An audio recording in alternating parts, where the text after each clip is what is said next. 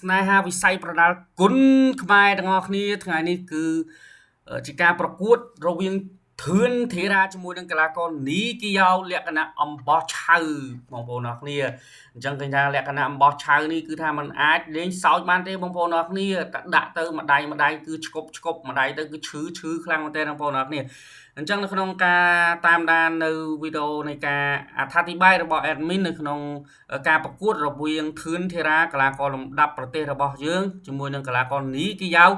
សូមប្រិមិត្តអ្នកស្នេហាវិស័យប្រដាល់គុណខ្មែរជួយចុច like ក៏ដូចជា subscribe នៅលើ channel YouTube របស់ admin វណ្ណាម្នាក់មួយផងដើម្បីឲ្យ admin មានកម្លាំងចិត្តនៅក្នុងការអត្ថាធិប្បាយនៅការប្រកួតផ្សេងបន្តទៀតបាទឥឡូវនេះគឺឃើញថាធឿនធីរ៉ាកំពុងតែថ្វាយបង្គំគ្រូហើយបងប្អូនអរគ្នាបាទអញ្ចឹងយើងកុំឲ្យខាតពេលវេលាយូរយើងចូលទៅដល់ការប្រកួតតែម្ដងទៅបងប្អូនអរគ្នាប្រិមិត្តទាំងអស់គ្នាបាទ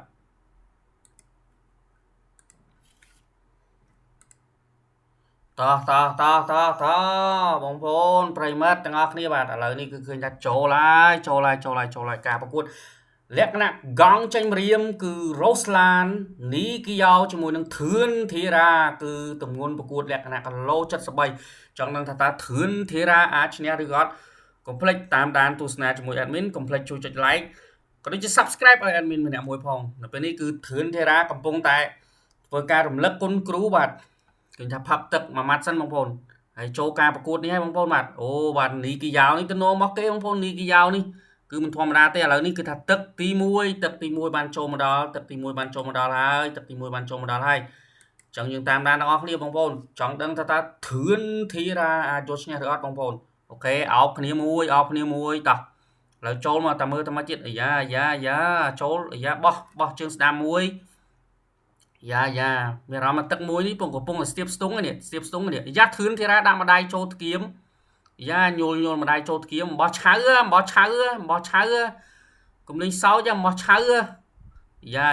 ញាក់ឆ្វេងស្ដាំម្ដាយរបស់នីគីយ៉ោអូញាក់ឆ្វេងញាក់ស្ដាំទាត់ជើងស្ដាំមួយ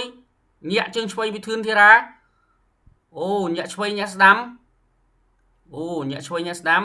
ធឿនធីរ៉ាធ្វើមករឿងមកទាត់ស្ដាំមួយរបស់នីគីយ៉ោយ៉ាធឿនធីរ៉ាមួយធឿនធីរ៉ាមកជើងរបស់នីគីយ៉ោធឿនធីរ៉ាស្រួលបួលយ៉ាមកឆាងកលែងខ្លួនរបស់នីគីយ៉ោអេមអស់គេនីគីយ៉ោនេះធឿនធីរ៉ាស្ទាបស្ទង់ធឿនធីរ៉ាយ៉ាធឿនធីរ៉ាទាត់ជើងឆ្វេងមួយហាក់បីដូចជាធឿនធីរ៉ាទឹកមួយស្ទាបស្ទង់បងប្អូនទឹកមួយធឿនធីរ៉ាស្ទាបស្ទង់អូខេមកដៃចំក្បាលពោះអូធឿនធីរ៉ាតាន់បងប្អូនក្បាលពោះតាន់អំបោះឆៅធឿនធីរ៉ាមួយអំបោះឆៅធឿនធីរ៉ាកុំលេងសើចគេខ្ពស់ជាងណាឥឡូវនេះឃើញថាញាក់ឆ្វេងញាក់ស្ដាំធឿនធីរ៉ាដាក់ម្ដាយយ៉ានីគីយ៉ោញឹមយ៉ាឆ្វេងស្ដាំចាំមើលទៅចេញរឿងអីមួយយ៉ាញាក់ឆ្វេងញាក់ស្ដាំធឿនធីរ៉ាយ៉ាទាត់ឆ្វេងខុសពីនីគីយ៉ោធឿនធីរ៉ាទាត់ឆ្វេងវិញម្ដាយអូដួលអត់អីបងប្អូនអត់អីម្ដាយញាក់ចំឲ្យធឿនធីរ៉ាមួយធឿនធីរ៉ាយ៉ាម្ដាយឆ្វេងរបស់នីគីយ៉ោធឿនធីរ៉ាស៊ូធឿនធីរ៉ានីគីយ៉ោនេះល្អមកជើងរបស់នីគីយ៉ោអូខ្ញុំអេដមីនភ័យមកដៃឆ្វេងរបស់នីគីយ៉ោមកដៃឆ្វេងសងមួយយ៉ាធឿនធីរ៉ាយ៉ាងម៉េចហើយធឿនធីរ៉ាអូរាប់ប្រោយចាក់ភ្នែកទេបងប្អូនចាក់ភ្នែកឬក៏មិនអូប្រហែលចូលកំណាប់ដៃបានរាប់អូអញ្ញាការ៉ារាប់ហើយអូធឿនធីរ៉ាអូចប់ហើយអូ my god ធឿនធីរ៉ាត្រូវបានបោះបង់ការប្រកួតនៅក្នុងទឹកទី1អូចប់ហើយបងប្អូនហើយធឿនធីរ៉ាប្រកួតមិនដែរចាញ់ទេចាញ់តែក្រុងចាក់មួយទេតាំងពីប្រកួតពីថៃហ្វៃមកអូចប់ហើយធឿនធីរ៉ាបាទបងប្អូនធឿនធីរ៉ាត្រូវបានអាជ្ញាកណ្ដាលរាប់នៅក្នុងទឹកទី1ក្រោមកំណាប់ដៃរបស់នីគីយ៉ោបងប្អូនចង់ដឹងថាតើនីគីយ៉ោគាត់ចាក់ភ្នែកឬក៏មិនចាំមើលរូបភាពយឺត slow motion ទាំងអស់គ្នាបងប្អូនយើងមិនទាន់ហ៊ានថាគាត់ទេប៉ុន្តែការប្រកួតនេះគឺត្រូវបានរាប់ដល់10ហើយនេះដៃឆ្វេងចូលមុខចូលមិនធឿនធីរ៉ាដាក់ឆ្វេងមកដៃក្រាមុខនេះធឿនធីរ៉ាអូវាយដៃទៅនេះចូលភ្នែកនេះមកដៃឆ្វេងចំមុខធឿនធីរ៉ាបងប្អូនចាំមើលរូបភាពយឺតនេះមកដៃឆ្វេង mặt đáy chuyền nia mặt đáy anh miên chạm này thế anh miên khơi mình căn chương khai thế mặt đáy chụp này ông bao chào rồi ông bọn ơi đối admin than chăng ông bao chào cùng lên sau cho mượn admin slow mo mà slow này mặt đáy đây mà đâu ông bọn thường thì ra trao ban mình chụp nó không tức tí môi bông bọn ơi phục water sai thường thì ra ai đó nhưng mình cua na trao ban chop hồi chan như không tức tí môi thế dương từ tua squat mà tập hiệp robot ní cái dao ní cứ bật chỉ mình thua mà ra thế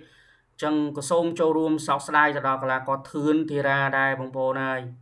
dương có mình chọnឲ្យគាត់ចាញ់ដែរបងប្អូនតែធ្វើម៉េចការប្រកួត admin នៅតែមិនអស់ចិត្តនេះធឿនធីរ៉ាហាក់បីដូចជាទឹកមួយគឺស្ទាបស្ទង់ទេមួយដៃឆ្វេងខុសគេដាក់វិញមួយដៃចំក្រាបភ្នែកបងប្អូន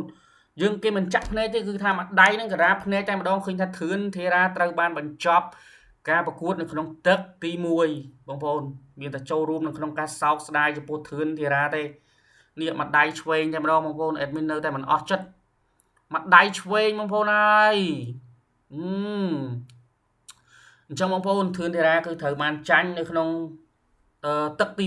1ហើយក៏សូមចូលរួមសោកស្ដាយទៅដល់ធឿនធីរ៉ាហើយមិនដឹងថាសុខភាពគាត់ភ្នែកគាត់នឹងទៅជាយ៉ាងណាទេអញ្ចឹងជាចុងក្រោយ admin សូមនិយាយបន្តិចនៅក្នុងការប្រកួតរបស់ធឿនធីរ៉ាគឺសូមបងប្អូនទាំងអស់គ្នាកុំជេរចំពោះធឿនធីរ៉ាបងប្អូនហើយគ្នាក៏គាត់មិនចង់ចាញ់ដែរអញ្ចឹងបើសិនជាគាត់ចាញ់នៅការប្រកួតហ្នឹងគាត់នឹងខំប្រឹងប្រែងនៅក្នុងការប្រកួតបន្តទៀត